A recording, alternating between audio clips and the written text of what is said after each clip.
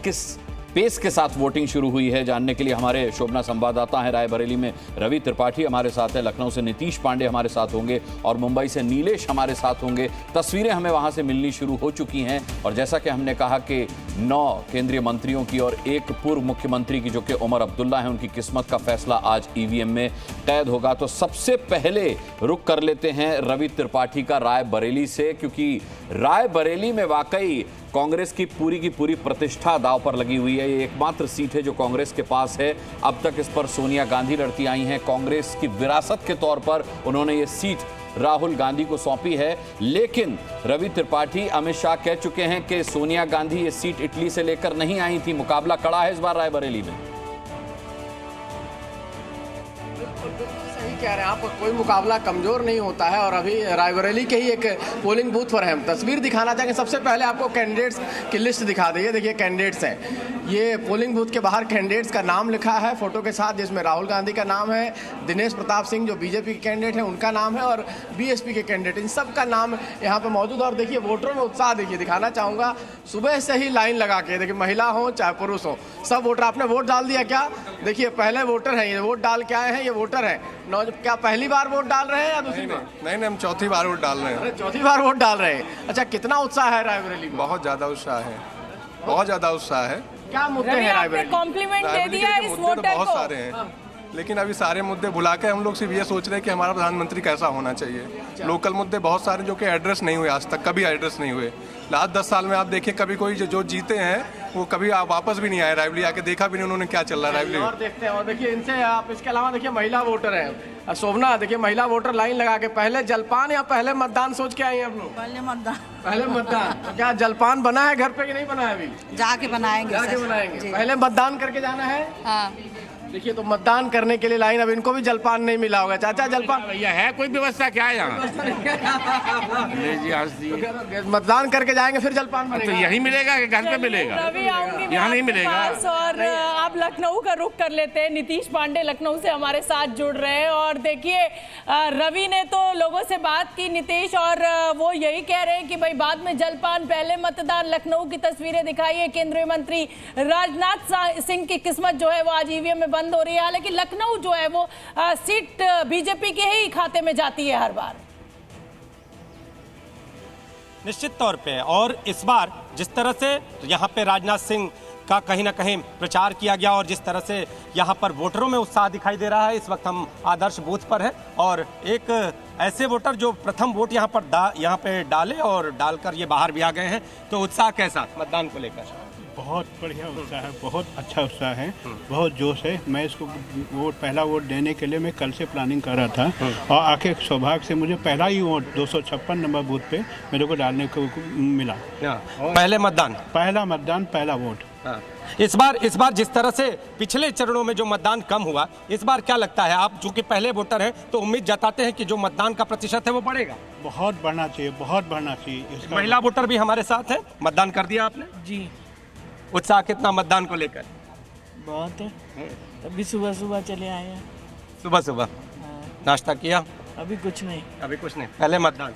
नितेश आएंगे आपके पास, लेकिन अनुराग एक चीज और देखिए, आई एम प्राउड वोटर, मतलब इलेक्शन कमीशन ने भी शानदार तैयारी की है। खूब कलरफुल वोट पोलिंग बूथ्स को बनाया है। देखिए गुब्बारे वगैरह भी लगे हुए हैं। मुझे लगता है मुंबई का रुख करना चाहिए अनुराग। चलिए, अक्षय कुमार के भी मुंबई से आप देखिए मतदान करने के विजुअल्स हमें मिल रहे हैं।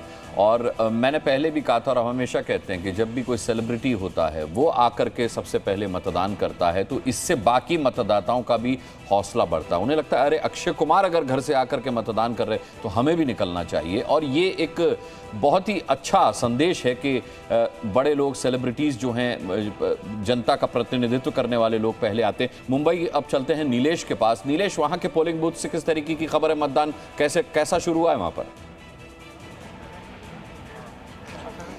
जी बिल्कुल, 7 बज चुके हैं और मतदान जो है वहाँ पर अब लोगों की भीड़ जो है वो धीरे धीरे जुटनी शुरू हो गई है। ये आप मुंबई की जुहू इलाके की तस्वीर देख रहे हैं।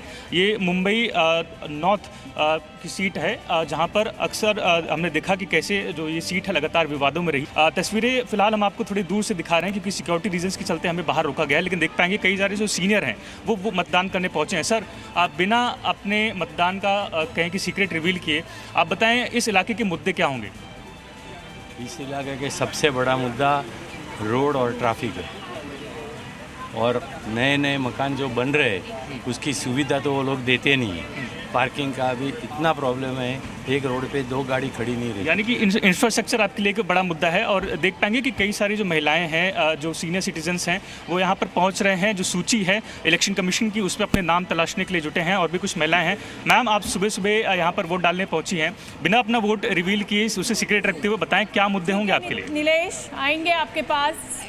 तो तमाम हमारे रिपोर्टर्स इस समय फील्ड में मौजूद हैं, जो वोटर्स वोटिंग करने के लिए या कहीं मतदान के लिए पोलिंग बूथ पर पहुंच रहे हैं, उनसे हमारी बातचीत करा रहे हैं। और ये एक जागरूक वोटर है, और अगर आपके इलाके में आज मतदान हो रहा है तो आप भी घर से निकलिए और वोट जरूर दीजिए। 8 राज्यों की 49 सीटों पर मतदान शुरू हो चुका है। मेरे साथ स्टूडियो में भी मेहमानों का एक बड़ा पैनल मौजूद है। मेरे साथ वरिष्ठ पत्रकार राजकिशोर मौजूद है, मुकेश केजरीवाल मौजूद है, अक्कू जी मेरे साथ मौजूद है, अक्कू श्रीवास्तव, और साथ ही मेरे साथ आरती टिक्कू भी जुड़ रही है। राजकिशोर जी, आपके पास आना से सवाल से मैं शुरुआत करूंगी। और सवाल देखिए, आज कई वीआईपी सीट से, चाहे वहाँ पीयूष गोयल हो, चाहे सारण सीट हो, और जिस पर नजर सबसे ज्यादा है वो रायबरेली और अमेठी। अगर सोनिया गांधी ने रायबरेली में आकर मंच से ये कहा कि अपना बेटा सौंप रही हूँ, तो कुल मिलाकर ये जो भावुक अपील है, ये आपको लग रहा है जमीन पर असर करेगी?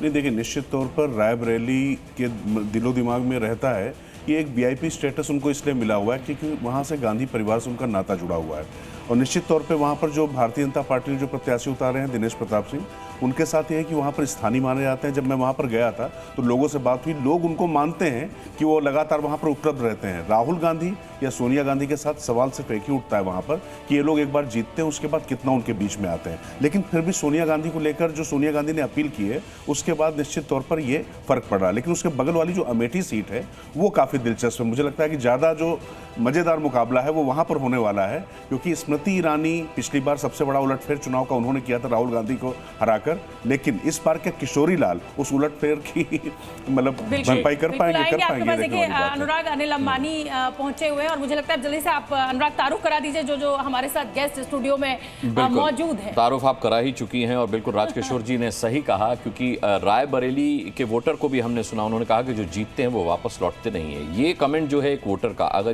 अगर ये नैरेटिव है तो फिर वहां का मुकाबला भी दिलचस्प होगा। अमेठी पर भी हम बात करेंगे, और आज भले ही बाकी चरणों के मुकाबले कम सीटों पर वोटिंग है, लेकिन है बहुत दिलचस्प मुकाबले आज, उन पर चर्चा करेंगे। पैनलिस्ट हमारे साथ मौजूद रहेंगे। जी न्यूज़।